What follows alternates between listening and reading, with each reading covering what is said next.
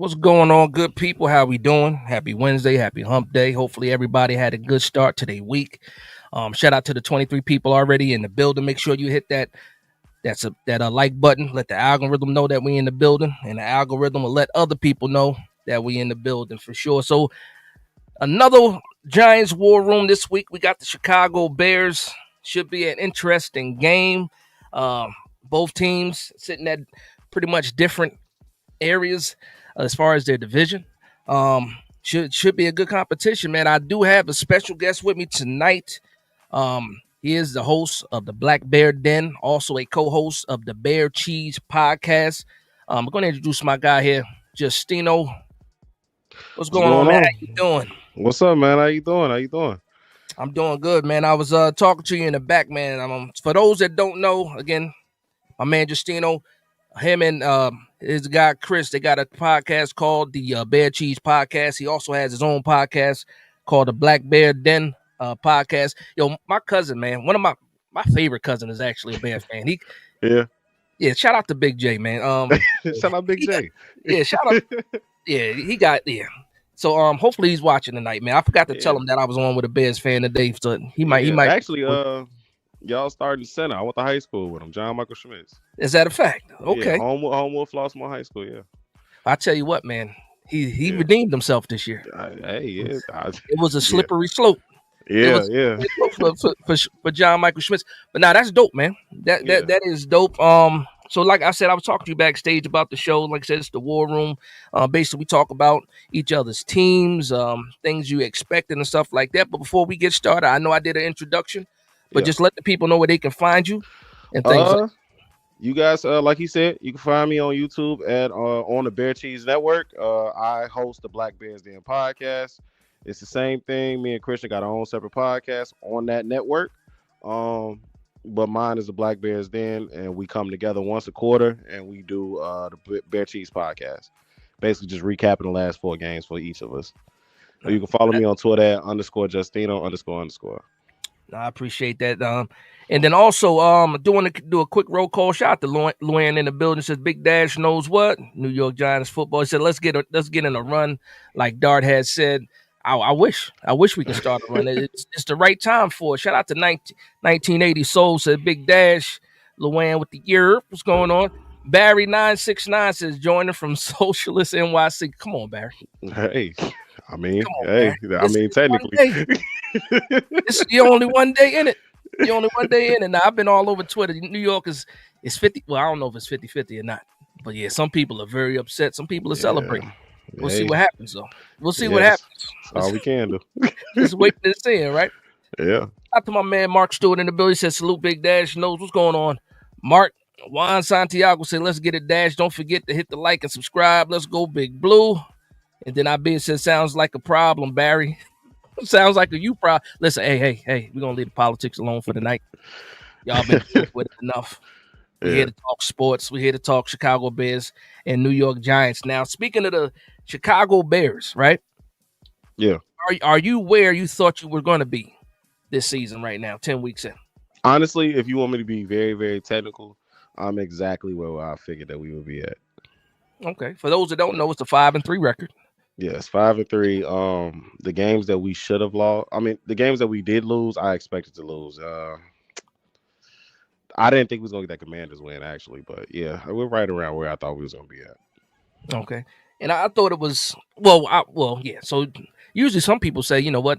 No, I'm surprised that either 9 were worse. For me, kinda like I had hope. I drank the Kool-Aid a little bit with rest of the summer. Then when Jackson Dart started playing, I'm like, oh, okay, we got something here. And then we kept on losing. And then I'm right back to where I was last January. I was wanting to fire everybody last January. And I'm right back to where I am right now. Yeah. I know that feeling all too well. Listen, I was watching your game. What was it, the Bengals game y'all just played? Yeah, we just beat fantastic comeback victory. It shouldn't have been a comeback victory, though. It shouldn't have been it was so ugly. It was so damn ugly. Like I was watching that game. It was like career high. It was crazy. Yeah, he did. But I'm sitting there. It was like 4 minutes left. I'm like, they said it was a comeback. And then I saw him put up the 2 scores. I was like, oh, okay, here we go. Yeah, it Here we go. was. Yeah, it was. It's I think it was 9 lead changes, 8. it was Yeah. it was. Listen, as a non-fan of both of those teams, it was an exciting game to watch. I'll say that I enjoyed it. Hey, I can imagine being a Bears fan. That game would have stressed me out. it was. It was very stressful. It was very stressful. Nah. Yeah. So again, you said you are where you thought you were going to be. Yeah. So I as am. far Yeah. as like, is there anything since you are where you thought you were going to be? Is there anything Yeah. that surprised you like positively for the team? Anything that you didn't see coming, but you're happily surprised with it? The takeaways. The Okay. takeaways have definitely surprised the hell out of me, actually. So Okay. I didn't think the defense would be where it's at right now. Especially with Jalen Johnson gone and Kyler Mhm. on IR. I didn't think this was gonna happen like this. I'm also just as shocked at how bad we are against the run. So Okay. yeah. You answered my second question. So you're happy with the takeaways. Yeah. Said about man, you know what? It's weird because it's like we got a bend don't break thing going on, but we keep breaking. But we're taking the ball away. So Yeah. it's like it's positive with the negative, but the negative is definitely outweighing the positive. My defense ain't doing none of that. We ain't taking it away. we giving it up though, Paul. So that's a fact. Listen. Yeah. So for me, man, I went into this season like a lot of other people, a lot of other Giants fans.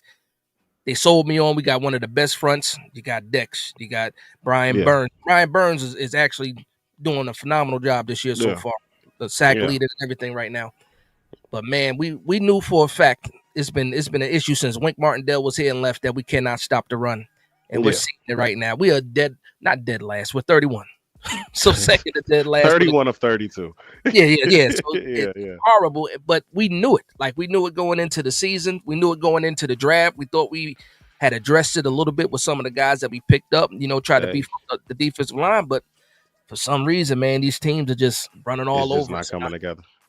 So that's I wanted to ask you something, and I've been wondering about this. Me and Christian both. Yeah. How do y'all view Daboll? Yeah, the luster was lost, right? The luster was lost. I do believe our owner absolutely jinxed him. Because after that first season, right? At the end of the season, obviously we got to the playoffs, lost in the divisional round, right? Yeah. And he got the coach of the year. And the owner at the exit meeting was just like this. He was like, you got to be careful because as quick as you're successful, you can fall. He said you can go from Bono to Bozo. And that's exactly what happened. That's what happened. Hey, it happened with us with Nagy. I think he's a bozo right now. Yeah, it happened with us with Nagy. I forget. Yeah. Well, that Nagy situation, though, you figured you got Justin Fields. Yeah. And then it was like, I thought his first year was pretty good. He was actually better with y'all than he has been with the Steelers or with the Jets. It was weird with the Justin thing because Justin was better under that. It was like, I don't know if it was it was the second regime when they got here. It's like they just I don't know what Luke Getsy like fried his head. It's like he couldn't see the field because if you go back and you pay attention to what Justin looked like year one, Justin didn't look like how Justin looks now. Justin was better. Flat out. Yeah. I think for me it was like because he always had his legs, but he also had a strong arm. He had a strong arm too. Yeah, he's and it was crazy arm. Yeah. Can he put it together? And it looked like his rookie year, it looked like he was comfortable as far as I'm gonna use my legs. And then, like to your point, I don't know if this is my point of view. It's like they got to say that you got to be more quarterbacky. Yeah, you got to be quarter. You want to change the system up, this that, and it was like, well, you start to see the struggle. But I remember it was like you guys were pretty much like divided as far as when it was time to either resign him or let him go. Or trade him, actually, it wasn't divided. It was really like 60-30. Okay. It was like 60-30. Okay. And the Caleb Williams side was 30%. Like 60%. Like, dude, it was crazy. You had Hallis Hall. At Hallis Hall, you had people setting up signs saying, we want Justin, we want Justin, we want Justin. They just couldn't see. Like, okay, he can't read the field. It's okay. It just didn't work. And the thing with the we call them the Hall guys. We call Okay. them the haul guys because they were saying just trade the first pick, get the haul. They're forgetting we had to pay Justin. Yeah. Yeah. We had to pay him. So Yeah. it wasn't gonna work. It was never gonna work. And so speaking of the guy that took his place, Caleb Williams. So let me ask you first. Yeah. Your thoughts on Caleb Williams from year 1 to year 2? Caleb has grown from year 1 to year 2. I'm not one of these guys is looking and expecting Caleb to be this world beater year 2. I understand Ben Johnson is here. Ben Johnson is working with him and helping him develop because he has been developing. Mm-hmm. I'm not one of those guys that's going to drill him and expect him to be Justin Herbert. He had Shane Waldron and Matt Eberflus last year. He was basically coaching his damn self. I heard some of those stories too when they said that as far as for film watching. Yeah, he didn't. Pretty much. Yeah, no guidance. He just And they gave it to him and said, "Do it, figure it out." I'm sitting there. I'm like, this it can't be true. It's not true. Like, I and then understand it. It's the generational tag that's making him look so bad. It's the generational tag. He's not bad at all. Yeah, I think that was the thing too, because high expectations for him. Obviously going 1 overall, and then you see the success of like Jaden Daniels.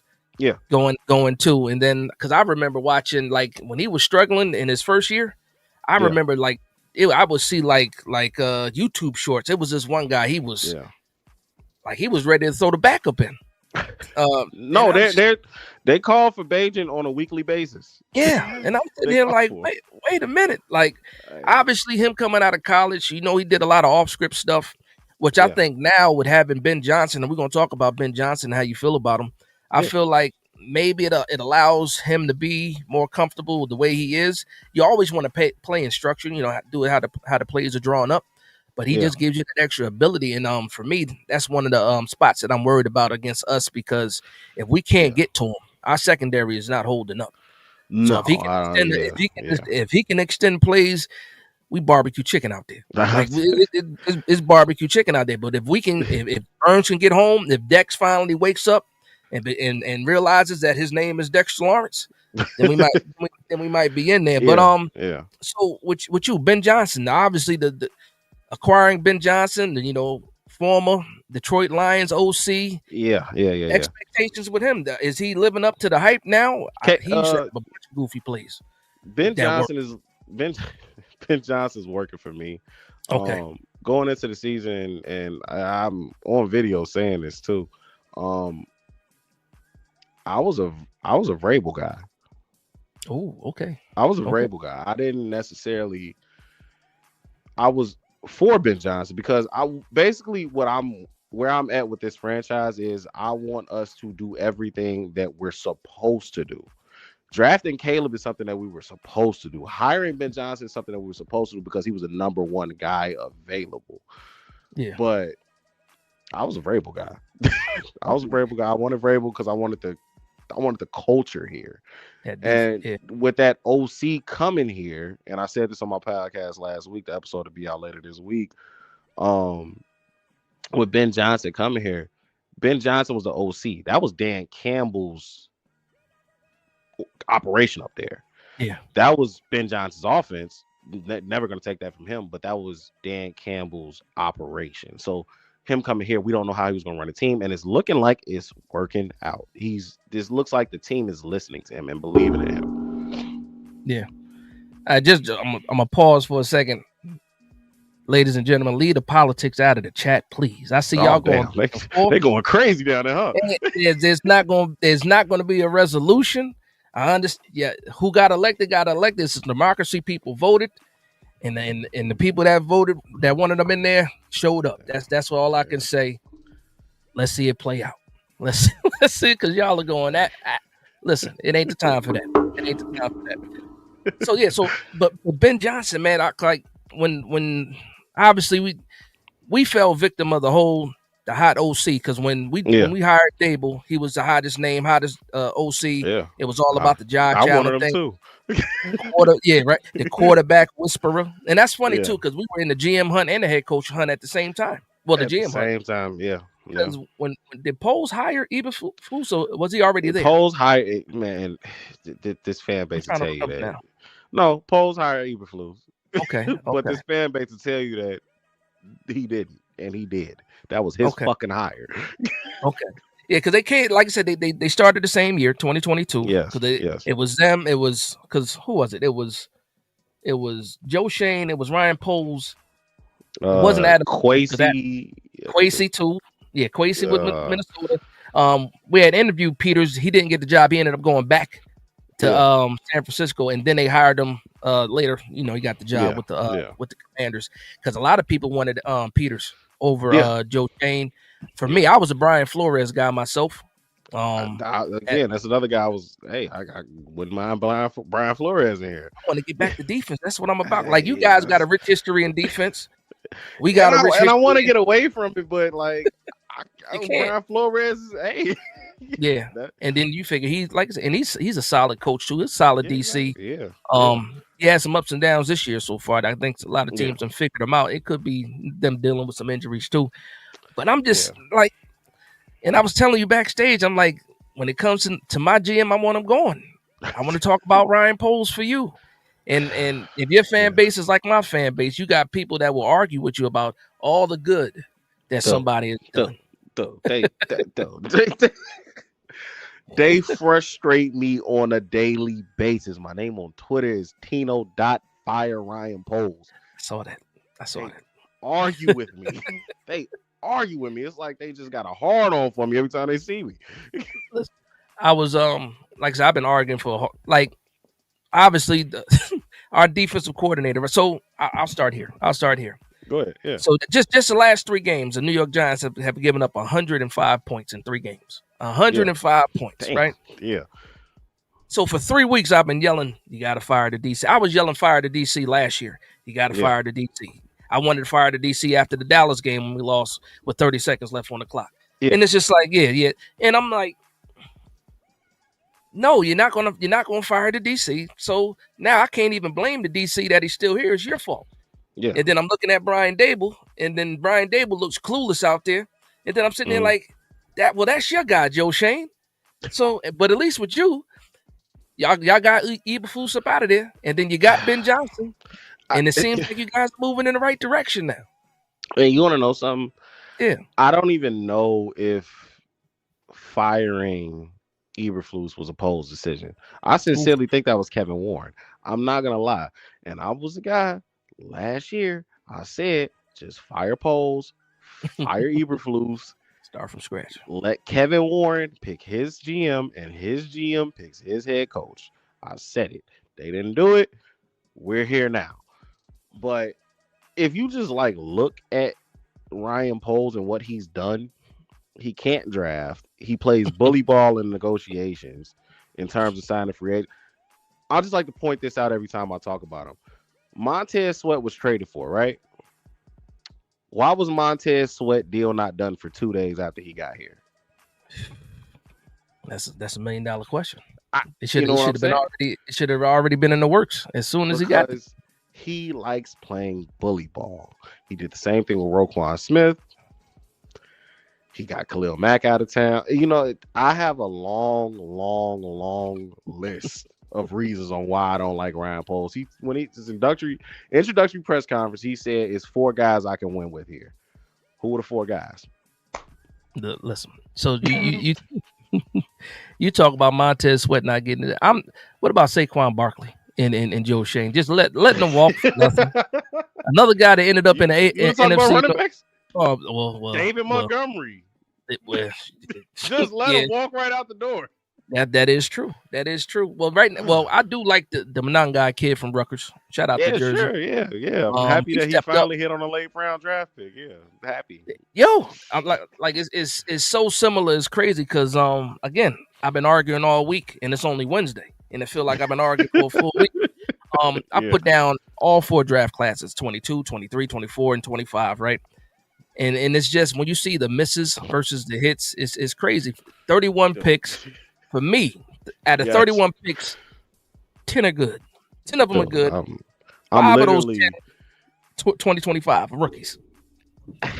As we speak, I'm looking at everything he's drafted. Yeah. I'm not counting Caleb and I'm not counting Rome. Those are slam dunk picks. Me and you would have made them draft picks. Exactly. It's like I can't count Caleb Williams and Rome Odunze, and even a trade to get them.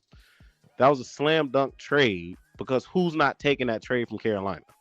Yeah. I'm not giving him any credit for things that he's supposed to do.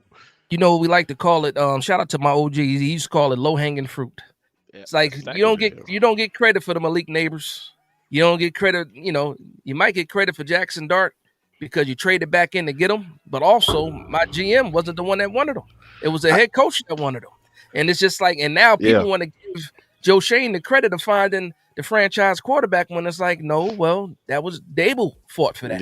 Yeah. And then like for you, and I thought it was funny because I don't know if it was a real tweet or not. Rome Odunze's pops was mad. No, that was real. No, that's real. That's real. He's actually upset about that. Was it like a couple of games? Because he was getting busy early in the season. I don't know why he's angry. Yeah, that's what I'm saying. I don't know. That was it. It was one game. Because I was one game. It was last week. He got 3 targets, 3 drops. Because I was saying, like, listen, I'm a FanDuel guy, and when I do my prop bets, Rome Odunze always get me my money. Like he's pretty consistent. it was one time he was getting like, well, it was like a 3-game run when he got a touchdown each game or something like that. It was something like that happened.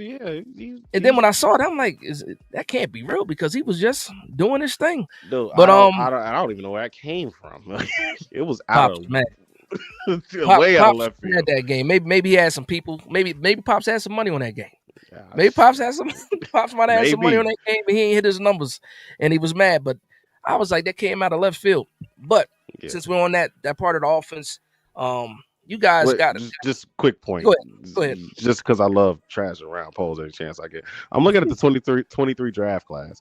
Every single one of these missed, except for Noah Sewell, which was the 5th round pick, and he's a pretty good rotational linebacker. I don't count Darnell Wright because we should have drafted Jalen Carter. Okay. I don't give a damn what nobody says, but continue. My bad. Nah, it's funny because you said it was all misses. Our 2023 draft was all misses until JMS showed up this year. Hey, John Michael Schmitz, that's my boy. You know what's? Listen, I went out on a limb for him too because I was caught at that time. It was right after making the playoffs. I was like, man, we focus on this offensive line. I saw John Michael Schmitz solid at Minnesota, solid center, everything you want a center to be. Some people said he was small, but I'm like, how are you 6'3", 305 pounds and small? I don't know. But then not at center. Yeah, exactly. And then the season started going. I'm like, oh man, he looks horrible, right? Yeah, okay. And then I'm like, I was calling like because before I'm like, that's my son. This that. And I'm like, I had to pack his bags and put his luggage by the door. He was ready to get up out of here. And then all of a sudden this season, and for me, a lot of people say, offensive line is important for the quarterback, right? But also good quarterback play is good for the offensive line. Yes. And as soon as you got a quarterback in there making quicker decisions, all of a sudden the whole entire offensive line is looking better. So I'm like, and now he's out with he had a concussion that he just came back from. Now he got the shin issue, and I'm like, now I went from this guy got to go to I'm missing him. Like I need JMS back in this lineup. So for you in this offense, like I was watching the Bengals game. I saw I watched the Commanders game. You guys did you guys play? No, y'all played the Eagles. Yeah, we played Dallas. We played Dallas early. We play the Eagles Black Friday. Okay, yeah. I'm sitting here like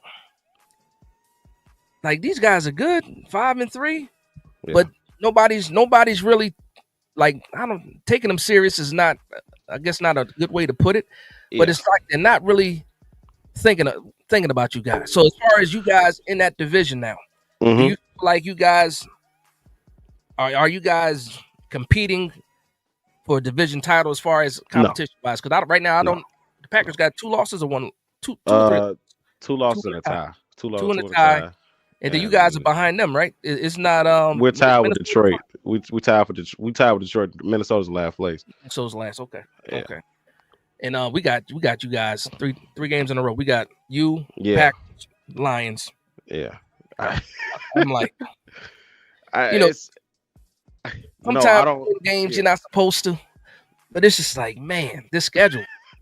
But what's that rookie got? You got a rookie wide receiver, man. I can't. The name is. What's He you does a talking little bit about? of Luther returning. Burden?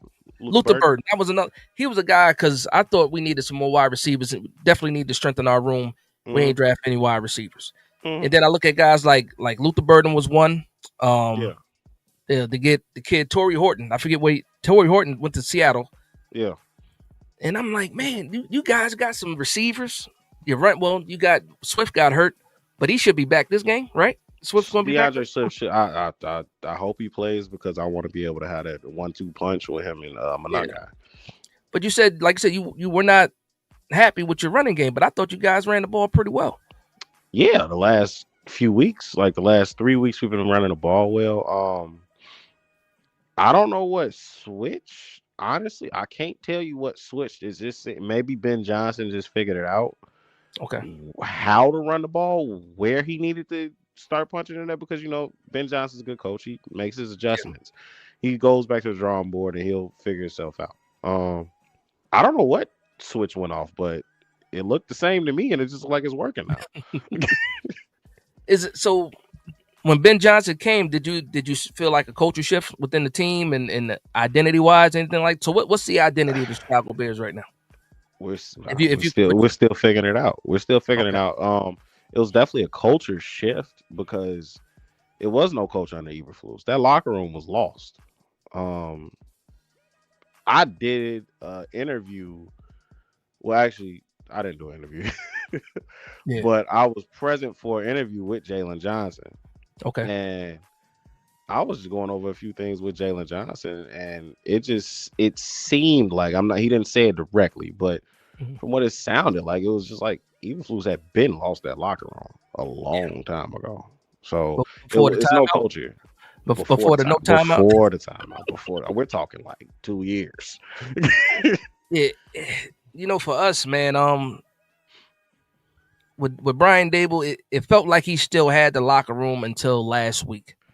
It's done now, huh? Yeah, it felt like, because when your so-called leaders are like emotionless, and after games, like for example, Dexter Lawrence, man, he seems like he is checked out in my opinion. They already Carl Banks called him out about his effort and him not looking good. But if you're really hurt because he was coming off the elbow injury, let people know that you're hurt. And then right after that, this game was a game where people like, well, Carl Banks called you guys out, you better show up. And then we looked the same again. So and then you got players like Deontay Banks, dipping off on the reporters. Mm-hmm. You got other players, refusing to talk. I had no idea it got that bad up there. And because it's the same thing. Like 3 weeks ago, before the Denver game, the defensive players, decided to hold the meeting with the defensive coordinator and said they want to be a more aggressive defense. And it did it for one game. It worked for 3 quarters. That was the Denver game, and then we had that collapse in the fourth quarter. Yeah, you start to see where things started to loosen, or when the link started to kind of get weak, and then there's 2 more losses after that, and it's just like, it's and his defense is like that, and to the point where Jackson Dart's pop was on Twitter, and somebody was talking about Jackson fathers. Yo, these players' fathers, they on Twitter, yeah. Yeah. So, and Jackson Dart's pop, he was just defending his own son because and I agree with this. Jackson Dart need to get out of bounds. Yeah. Because at the end of the day, we done saw Neighbors go down. We done see Scatterboo go down. He done been in the tent like 4 times this season already. It's like that. You are the only thing we got to cheer for right now. Is you, and you're supposed to be the future. Slide. Get out of bounds. And his pops was like, because somebody had called him dumb for running into people, right? And his pops wasn't having it. And his pops basically called, basically said, my son is not a loser. And if you guys, he's not going to be a part of that losing culture. And I just, we got a culture of losing. It's honest. So for me, I'm like, I'm in this position now, especially with the trade deadline that came and passed. We didn't make any moves. I don't know if you guys made any moves on the trade deadline. We made a move. Yeah. Who was it? The 3rd string edge on the Cleveland Browns. I forgot his name. I don't. I don't know. Third string edge on the Cleveland. I don't know what the hell Ryan Poles be doing, man. I think he just wakes up. Is the money funny in Chicago right now? Bro, we ain't got none. Where did it We ain't got go? we ain't got no money either. I'm just asking. I don't know. $927,000 in cap We space. got more than that. We got more. For 2026. Before obviously no money. The cap is going to go up, guys. Yeah, the cap's going to go up, but y'all had no money this year, and this upcoming year, and we have no money the following year. So wait a minute, do you remember like last year and the year before that? Who y'all paying? Exactly. Oh, more DJ Moore's exactly. Who y'all playing DJ Moore? Yeah, and he's who y'all paying? Apparently. Montez Sweat, DJ Moore, Cole Kmet. Okay. I know the DJ Tremaine Moore. Edmonds. It's crazy. Tremaine Edmonds, Jalen Johnson. Okay. Hey, I forgot about Tremaine Edmonds too. I don't know. If it was Roquan Smith, I would probably be okay right now, but I'm not. We almost fell for that Edmonds trap. We almost fell for that. Because y'all got Edmonds and y'all got Edwards the same year. Y'all got both of y'all linebackers the same year, right? Same free agency period. He traded Roquan Smith because Roquan wanted 20. He turned around and paid Tremaine $18 million and then paid TJ Edwards like $5 million. You know, yeah. Hey, listen. At least you didn't give your money to Darius Slayton as a wide receiver. Yeah, that's ugly. And then that's we turn around. We let Xavier McKinney walk because we didn't want to pay him $20 million. He's on the Packers now. Javon Holland for 18. So it's crazy. I think they cut from the same cloth. Poles and Shane. Did they both come from Kansas City? Well, no, but Shane came from the Parcells tree out when Parcells was in Miami. Right. He was like an intern then, intern scout then, and then he was in a couple different places. Then he ended up with Buffalo as the AGM, and then he took all that, like everybody riding the coattails. That's right. He was in Buffalo. Yeah. That was a whole connection. Yeah, Joe I remember and that his now. guy Brian Dable. And then the whole lawsuit happened because Bill Belichick called the wrong Brian saying congratulations. Realized he was talking to Brian Flores instead of Brian Dable. And all of a sudden the New York Giants got sued and we here. and we here. And the funny thing about that is, a lot of people don't know this. Yeah. He talked John Mara into Brian Dable because Mara was a Brian Flores fan. He wanted Brian Flores and Dable. Shane talked him into Dable. Again, I fell for the hype too. Josh Allen looks fantastic. That's the guy that's coaching Josh Allen. He should be fantastic. Let's hire him. And it worked for a year. It did work for a year. But then you realize now, when you just the poor game management, at least with you actually got a coach.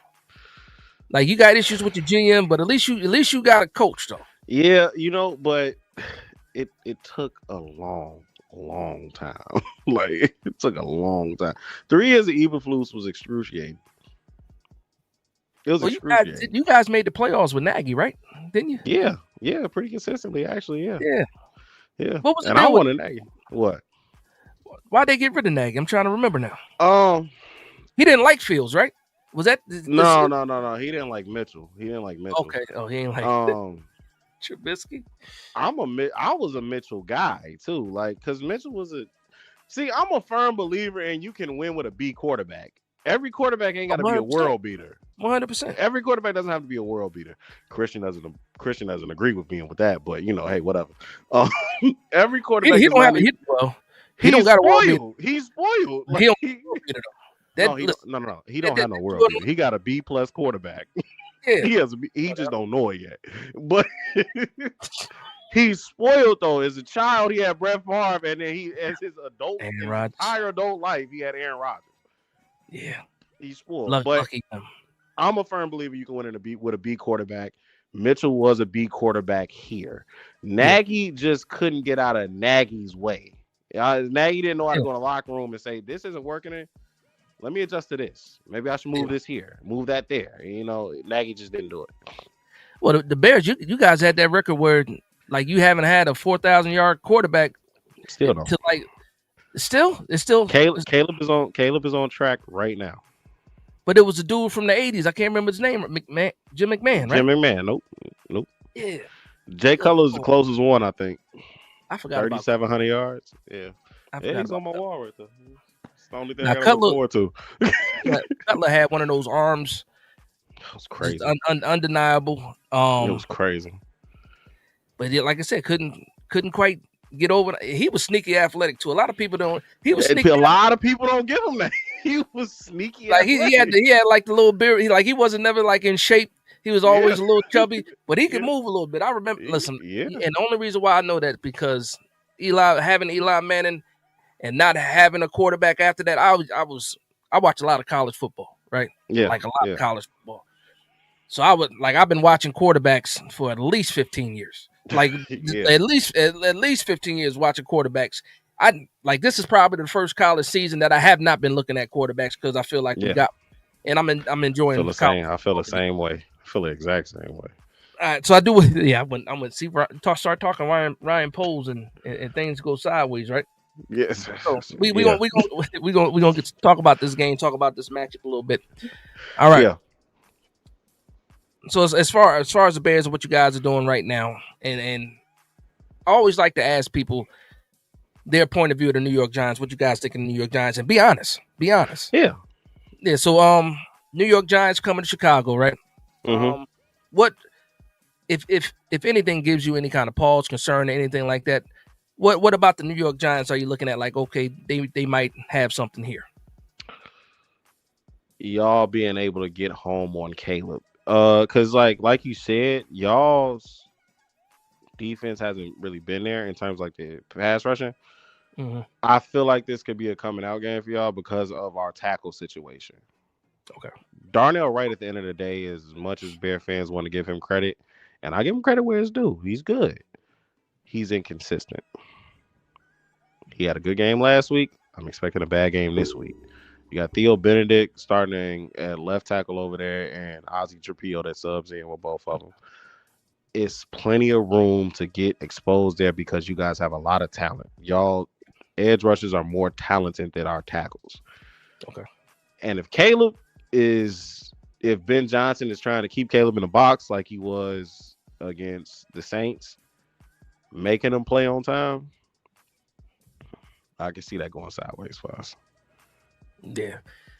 And like I said, we talked about this a little bit too, because for me, he can create with his legs, and he's really good. Yeah, and that's the part that scares me the most because I know what I have in the back in my secondary. I know what's going on with Paulson Adebo. He's not playing most likely. He didn't even practice today.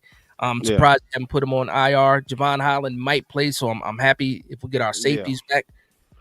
And then Cordell Flott coming back from concussion protocol is still up in the air whether he plays or not. Last week we ran out there with Tay Banks and Corey Black, and we had just got Corey Black from the practice squad of the Jets. Yeah, we actually drafted him. We drafted him. He made the 53. We ended up waiving him. He said, "I don't want to be a part of this practice squad," and went to the Jets. And then we ended up getting him back. Yeah. And the funny thing about it is he played harder than Tay Banks did, and which pisses me off too because you got a guy with Tay Banks, and I'm gonna ramble for a second. A guy like Tay Banks, 6 foot, 202 pounds, cornerback. Look like 105th out of 107. Damn. About Tay Banks? Yeah. So he lost his job, Cordell Flott. He lost his job. He was a first-round draft pick. He got drafted on the strength. First, he got drafted on the strength of Wink Martindale in his system, which was press man.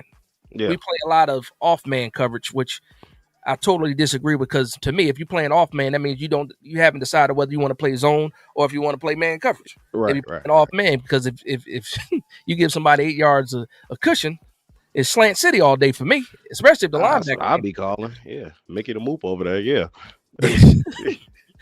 But I'm just that with our cornerback situation again. It might be Tay Banks and Corey Black again, mind you.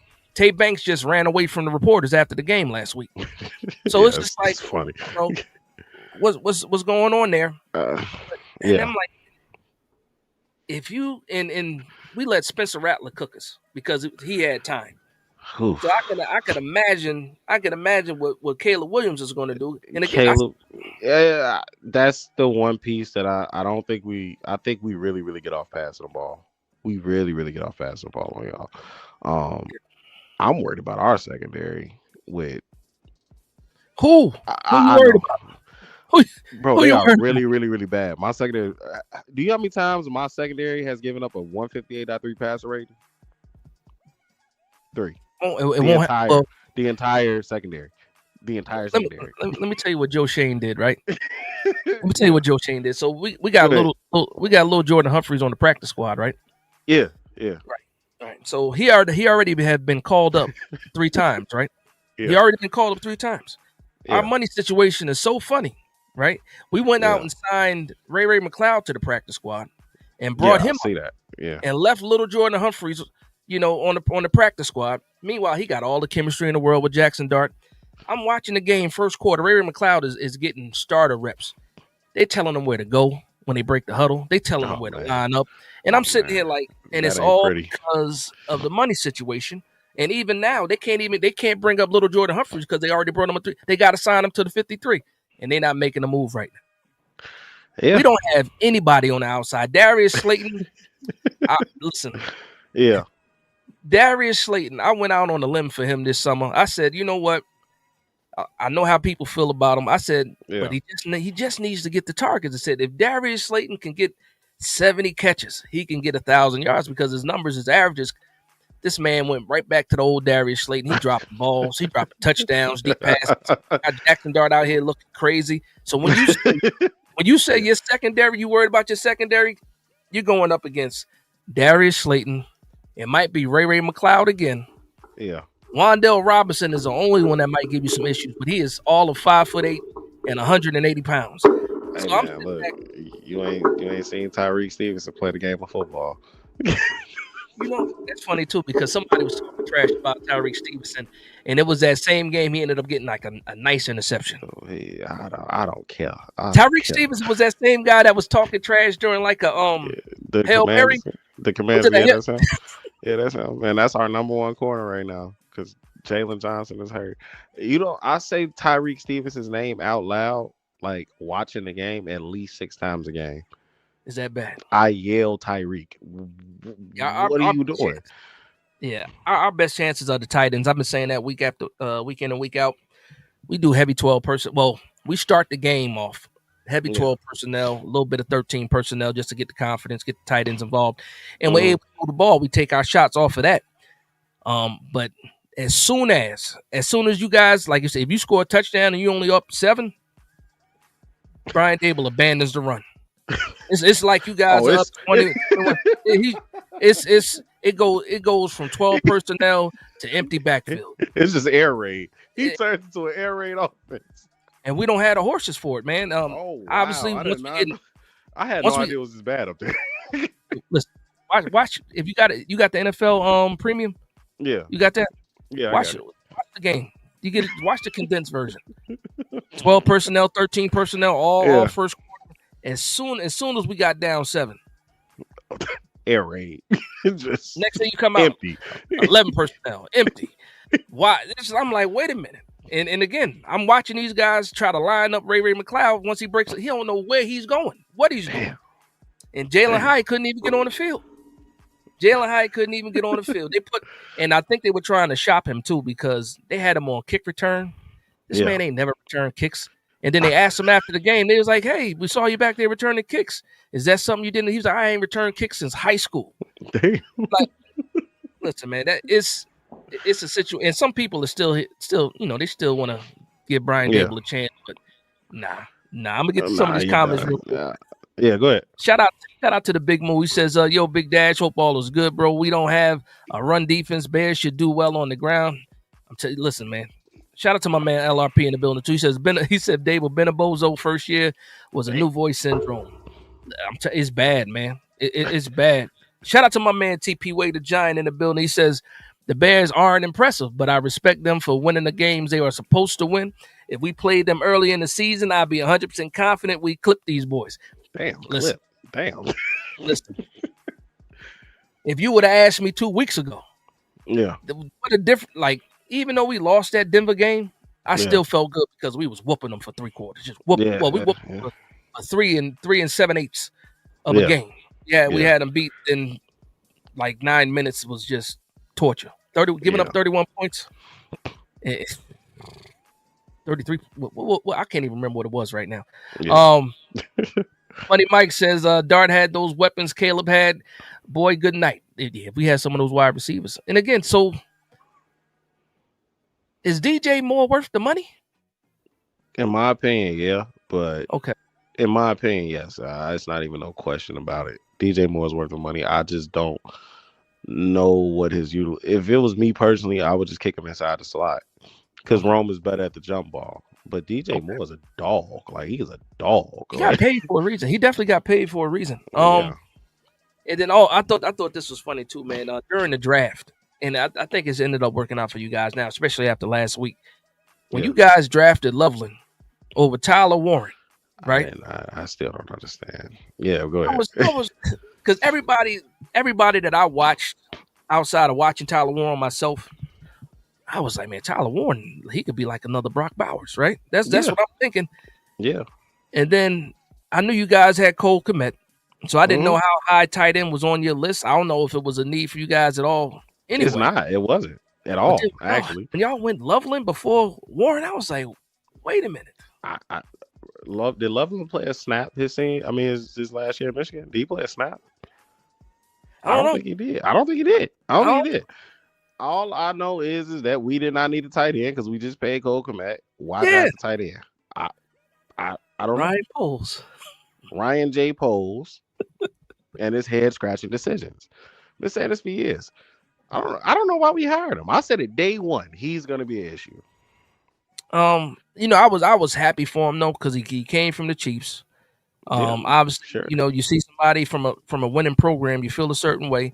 I felt that same way. What's the guy that went to the Texans from the Ravens? The Texans from the Ravens. The GM that they got from the GM for the Costa. Is it the Costa? Anyway, the guy he came from the Ravens. He was one guy that was on my list too. And then you see the Texans now. Yeah, I don't know what the Texans. I can't tell. And just going back to what you said, trying to getting a guy from a winning program. Ryan Poles was trying to build the Chiefs for a long time, and you can't really build the Chiefs because it's such niche shit. Patrick Mahomes is Patrick Mahomes. You got a wizard and a magician down there. Guy. He was the third guy ranked. You could say you could bash Ryan Pace all day long for drafting Mitchell Trubisky and not drafting Deshaun Watson and not drafting Patrick Mahomes. But Patrick Mahomes is the third guy on the reason because he was boom or bust. He was Brett Favre, and Brett Favre was boom or bust. You can't replicate that. Travis Kelce, you can't rebuild the Chiefs. The Chiefs is just a very special situation. Yeah, like I said, you got a wizard and a magician down there. You got Andy Reid, and Andy Reid is a genius. Yeah, that's what I call Andy Reid. He's a wizard. Offensive mind in a long time. That man is a wizard. So for me, I think just thinking ahead a little bit, I don't think the Dable survives as far as head coach. Yeah. I'm looking at Brian Flores is suing the Giants and the NFL. That's probably not going to happen. I'm trying to find somebody off that McVay tree. I'm trying to find somebody off that Shanahan tree, not named Mike Daniel, because actually that Shanahan tree looking a little suspect now. That McVay Shanahan tree looking crazy right now. And Christian just explained to me how that fan base is like 70. They're split. They're really, really split. Who? The 49ers? No, the Packers. They're really, really split about Matt on LaFleur. They don't know if they like him. LaFleur is solid. LaFleur is solid. I think he's solid. 49er fans hate Shanahan. I didn't even know that.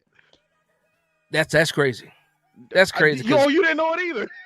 I didn't know shit. 49er I have not run across Shanahan. I have run across a 49er fan that didn't like. You know what's crazy? Actually, I remember 2 years ago, somebody told me that Brock Purdy. What did he say? He said, because I was like, I said you could plug in any quarterback in San Fran and they gonna look good. He was like, Brock Purdy makes Shanahan better. I said, Brock Purdy makes Shanahan better. Yeah, I said, hold on, let me bookmark this. I'm a bookmark it, and we gonna come right back to this. Hold on a second. That is crazy. That is wild. I do think that they should have played Garoppolo and let Garoppolo play probably about 2 more years there, though. Hold on. Somebody just said that there's a comment about Ryan Poles and had a question for you. I'm trying to find JDJ's. Oh, okay. Yeah. Shout out to Mrs. Dash. Hit me with the text message. Let me know there's a question in here. I done got away from the comment section. Well, I'll read it off the phone. I can't find it. I'll read it off the phone. My wife sent it to me. This is from JDJ. He said, ask him how he feels about the report that came out about Poles and his scouting staff laughed at and mocked Drake May's college tape. I hated that report. And look, and I'm a Caleb Williams guy. And I wanted Caleb Williams. Caleb Williams was the pick. That does not mean that you do not do your due diligence. Ryan Poles is smug. Ryan Poles is arrogant. Ryan Poles does what he feel like. Ryan Poles drafted a punter in the 4th round. I don't agree with anything Ryan Poles does. I hate Ryan Poles. Yeah, I mean it's clear. It's clear. I'm gonna get some more of these questions. Go ahead. Coach Tommy says I lost Caleb when he ran up the what? I lost Caleb when he ran up the standing. Oh, cried in his mama's lap when he lost. Hold on, man. Oh, wait, I got this one. Hold on, man. Coach Tommy. Now, I remember this. He ran. That was his mama. That's his mother. That was his mama. He had just lost. Remember that game? The back and forth of that game? Yeah. At least. You know how it is. As a man growing up, he played sports. As soon as at least he didn't cry until he got to his mama. Something about mamas let you release all that emotion. I don't fault him. I don't know what it is. I don't fault him for that. Yeah. I also don't care about him painting his fingernails. A lot of people give him grief about that. I don't give a damn about him painting his fingernails. I don't care. It was the pink phone. Like there's certain things that I care about. Can he throw the 70-yard touchdown or not? Whether he got pink, purple, or blue nails, I don't know. I don't care that much, and I don't care about his personal life. If he sucked, he sucked. But it is what it is. He's trolling. He's trolling them now because he just signed on with he got a sponsorship with some fruit like snack company, and it's called Fruity. He's trolling. He's trolling at this point. TP Way trying to start some trash in here. TP, and this is from a while ago. So he said, I heard the Bears podcast say Doomsday is better than Neighbors. What, my podcast? No. He said a Bears podcast. I don't know if he said yours. Well, I'm gonna ask you, did you say that? No. You okay. No. I mean, I'm just asking. I want Doomsday. Let me be honest. Let me be honest for a second, right? So when we were up for the draft, I actually like the Doomsday a little bit more than Neighbors. You know why? I get it.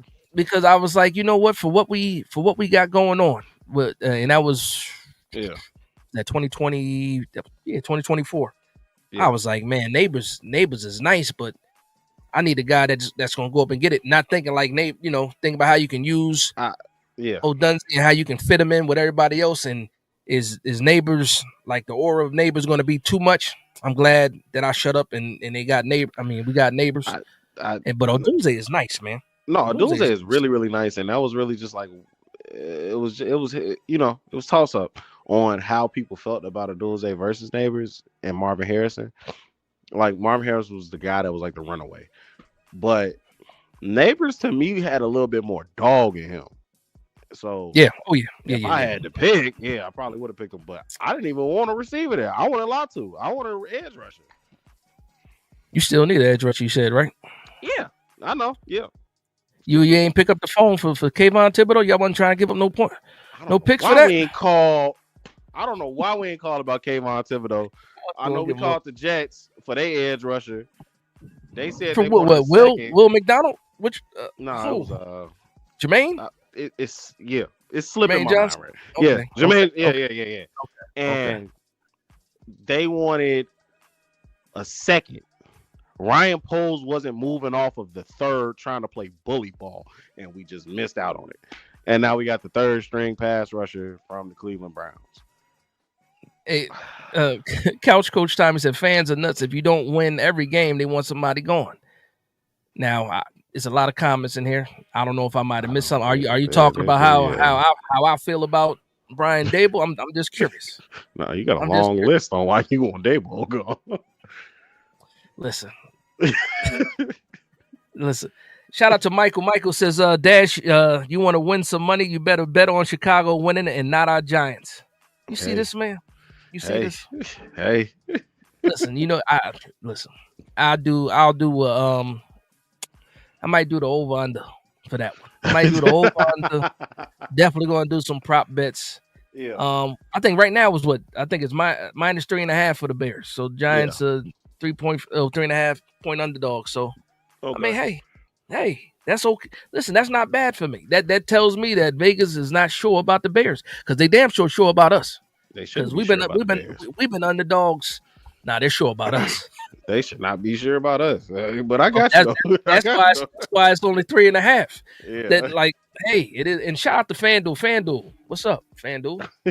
What's going on, FanDuel? Holla at me. I done lost a lot of money with FanDuel, man. Y'all owe me something. Y'all owe me something. Luann, let me know what the score is. You said the Knicks are up. Let me know what the score is. 4 minutes left, but that was how long ago? That was 4 minutes ago. Let me know what the score is. Luann is a big Brian Dable supporter. Okay. She feels like he should be here. It's always a handful of them. It's always a handful of them. Nah, she's solid though. She is 10 toes down when it comes to Dable. I've been trying to tell her that it's over. Oh, I think I lost. Oh no, Did you lose me? Or like I don't know what happened to my camera. Camera went off. I can still hear you, so you good. You good. Okay. All right. But yeah, Luann, we got to get that one up. It's over. It's over with. Boat Josh says, I can't wait to see Dart and Williams battle it out. Hopefully we get Ray involved. Ray got to learn the playbook. Ray definitely got to learn the playbook. Okay, JDJ says, Dash, not sure if you already talked about it, but I know you're shocked. Shocked are the Gano. Oh yeah, Gano's injury. Yeah. Listen, it's time to wrap Gano up, pack him up, get him out of here. Whether it's the leg, the groin. Now he got a neck injury. We took him off kickoff. All he does is field goals and extra points. He can't stay healthy. Speaking of that, actually, I don't know why Cairo Santos is still here. Wow. I don't know, man. I don't. We had a kicker, Moody, from the 49ers. He came in and he kicked for 2 weeks, I think, and he was good. I thought Cairo Santos can't kick. He can't kick from the 55. So wait a minute. I remember because the 49ers drafted Moody and then they got rid of him. You guys picked him up. Where's he at?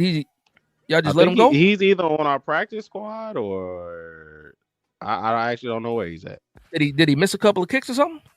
No. Cairo Santos just got healthy. He missed one kick. Moody missed one kick. Moody was one kick, but he also knocked in a 62-yarder. So Cairo Santos couldn't dream of knocking in a 62-yarder. Yeah. I want to go back to this chat right here, this message right here. I am excited about the whole seeing Dart showcase and seeing Williams showcase. I think they do a lot of similar things, especially playing off script. Obviously you're supporting Cass as far as now you got issues with your offensive line. You said that, but you're supporting Cass as far as your weapons. You guys got weapons. We do. We're very top heavy. We're very top heavy. We got O-line and we got diminished weapons. So just second level again. We talk about Edmonds. We talk about Edwards, right? What are their weaknesses in your opinion? And we're gonna wrap this thing. We already hit the hour mark. Okay. I don't know how much time you got, or if you're good or not. But yeah, Tremaine is better in pass coverage than he is at coming up and stopping in the run. Not saying that he can't, because when he was in Buffalo, he displayed that he was all around linebacker, but it has not came to fruition here. TJ Edwards is all around good. Any issues covering tight ends? Those guys?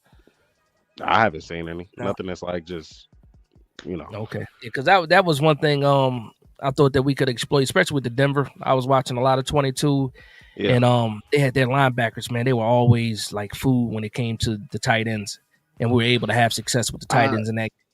And then I'm looking at the guy, it's not. I don't think it's gonna be the same thing. Okay, because that's how we start our game. So don't be surprised. Like I said, it's gonna be 12. The first play you see is gonna be 12 now, and I'm gonna tell you right now what the first play is going to be. The first time New York got it's going to be a halfback dive. It's going Okay. to be a halfback dive for All right. 1 yard. That's what it's going to be for 1 yard. And then the second play they're gonna put No. Wandell in some fake motion because they're not even gonna use him in the motion, and they're gonna try to attack the scene with. I'm telling you, man, it's You gonna killing me. look. Y'all are gonna be able to run the football on us. You heard it here first, ladies and Y'all are gentlemen. going to be able to run We football should be able to run the ball on the Chicago. Matter of Bears. fact, and I'll even make an even bigger bet. If y'all go for it on fourth down, y'all are gonna convert on fourth down more than y'all don't convert. I don't know what the hell that is, but it's been going on, and I don't like it. Well, I was expecting a lot of things tonight for this show, but I wasn't expecting my confidence to be boosted. Hey man, look, y'all gonna be able to run the ball. I'll tell you that right now. Y'all gonna run the ball. Listen, I done fell on my face a few times this year. Yeah, I'm not overlooking anybody.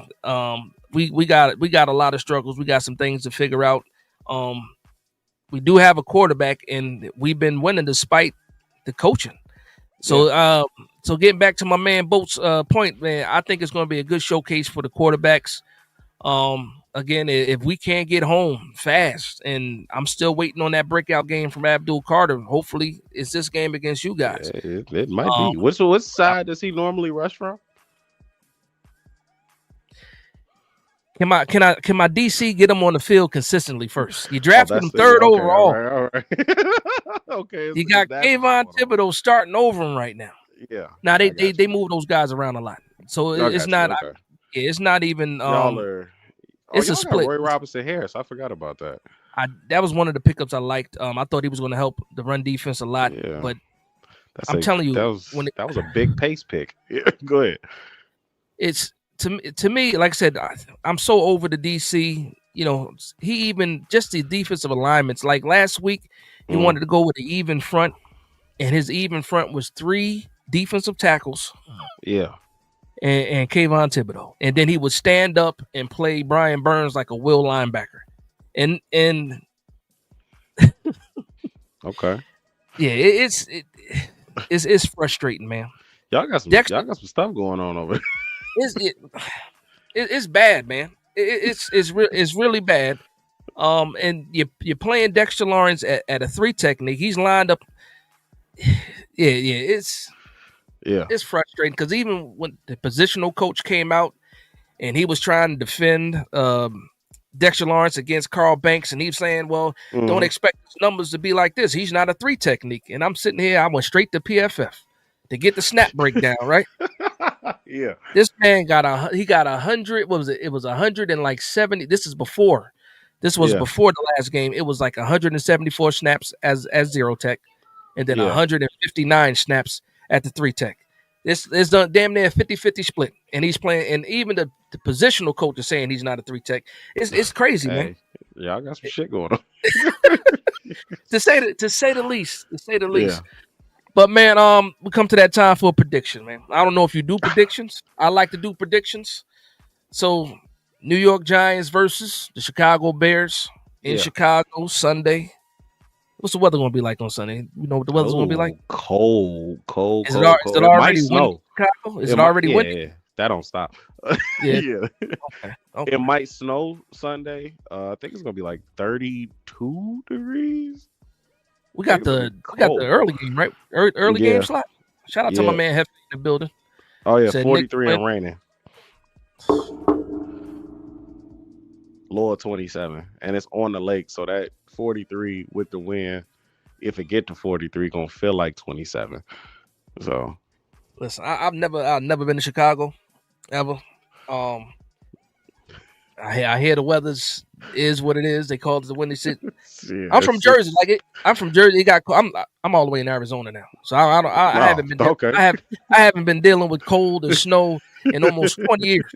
I've been Vegas, California, Arizona. That's where I've been. Right. So I remember the snow.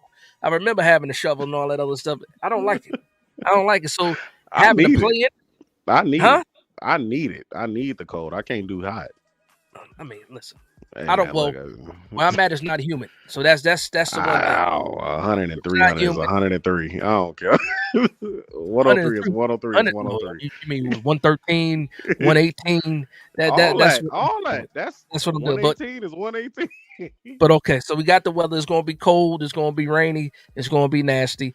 We Yeah, got our all white color rush jerseys on, which I love those jerseys. But love that. I Yeah. can't remember the last game we won in those jerseys. But what is your prediction? What is your prediction for the game? 28-17 Bears. That's funny. Look at Luann. Luann with the 28-17 Giants. Oh, All right. I love that for Luann. Nova said it's 2 brick up there. So where you at, Nova? If you saying up there, you ain't say over there, out there. You said up there, so you must be Hey, south. brick is the funniest slang I've ever heard in my life. Back east, we say we got the hawk outside. We got the hawk. The hawk We is call it the outside. hawk. Yeah, we call it Okay. the hawk. Yeah. Michael says 35-10 Chicago wins that. 35 points. Maybe 34-17 Chicago. I'm not sure. It just depends on if Rome is gonna catch the ball. I'll keep adding points. Kenya says 28-20 Giants. And then my man Steven R is talking about those Knicks. Knicks won by 23. Shout out to the Knicks for winning by 23 tonight. Shout out to Fantastic. the Knicks, man. Shout out to I the ain't even Knicks. I ain't get my parlay today in Damn. for basketball. That sucks. That sucks. Yeah. Christopher Tony says 24-19 Giants. Man, here come the 45 Damn. Giants. Now, I will say this. We've been able to score some points. That 3, not with this defense, sir. We're not scoring 3 points. Not we haven't scored.